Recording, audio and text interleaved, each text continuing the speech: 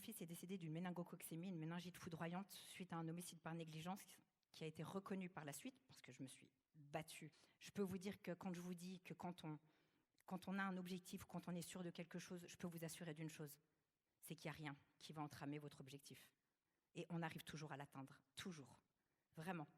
L'homicide a été reconnu, moi on m'avait dit, mais tu sais Morgane, là tu t'en prends aux hôpitaux, jamais de la vie, les hôpitaux reconnaissent une erreur médicale, ça serait vraiment une première. On m'a dit le procès peut durer jusqu'à 10 ans. 10 ans, j'ai dit mais c'est rien 10 ans dans une vie. C'est rien pour avoir la reconnaissance. Parce que quand j'ai perdu mon fils, on m'a dit si c'était à refaire, on aurait refait la même chose. Est-ce qu'on peut entendre ça? On nous a dit on a suivi le protocole à la lettre.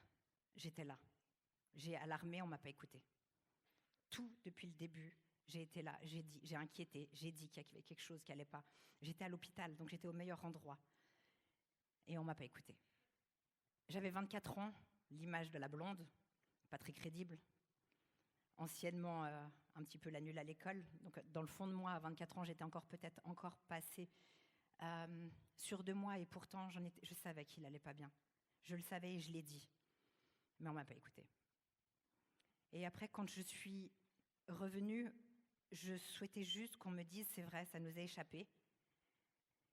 Et puis, c'est ok, moi j'aurais pu commencer mon deuil.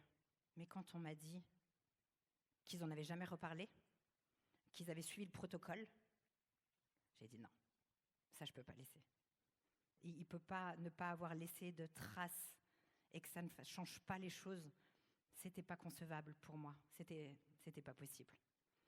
Et c'est là où, du coup, j'ai entrepris une démarche de procédure qui a été reconnue en 1 année. 1 année, c'est rien. 1 année, vous vous rendez compte? En 1 année, l'hôpital est venu me présenter des excuses, me dire qu'effectivement, il y avait eu un homicide par négligence. Effectivement, on ne m'a pas écouté. Effectivement, les choses vont bouger. J'ai eu la chance dans ma vie, parce que rien n'est hasard, de rencontrer des bonnes personnes. Aujourd'hui, Diego, mon fils, a permis à tous les hôpitaux cantonaux qu'il y ait des urgences pédiatriques. Il n'y en avait pas du tout. Et il y en avait dans les gros hôpitaux, mais pas dans les petits. J'habitais à Morges, donc il n'y avait pas encore d'urgences pédiatriques. Aujourd'hui, il y a des urgences pédiatriques dans tous les hôpitaux cantonaux. Ça, c'était la première victoire. La deuxième, c'est qu'aujourd'hui, le dossier médical de mon fils, c'est un sujet d'examen à l'Organisation mondiale de la santé. Voilà ce que ça a fait. Voilà pourquoi sa vie était si courte, mais si importante. Au final, il a marqué le monde peut-être bien plus que des gens sur une vie entière. Donc,